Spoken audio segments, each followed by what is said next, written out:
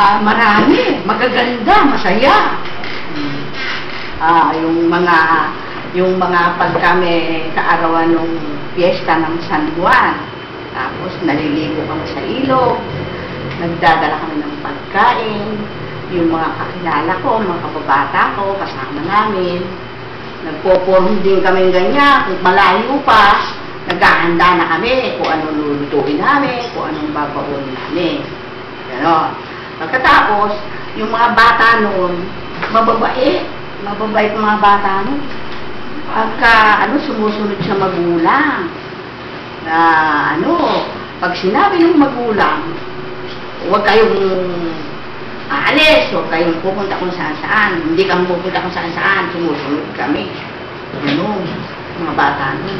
Pag sinabi natin, tapos barka-barkada kami sa ilog, naliligo kami, maghapon kami sa ilog.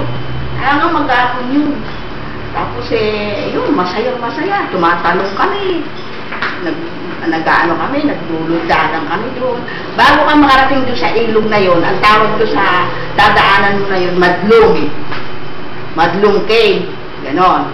Tapos noon, bago kayo makarating sa ilog na yun, susuot kayo sa mahabang cave na madilim. Ha? Hindi, may dala kayong ilaw. Paka pa kayo. Pagkatapos noon, lulusot na kayo ngayon doon sa pupunta sa ilog na yon. Ilog na yung pababang ganon. Ayun, magliliguan na kami.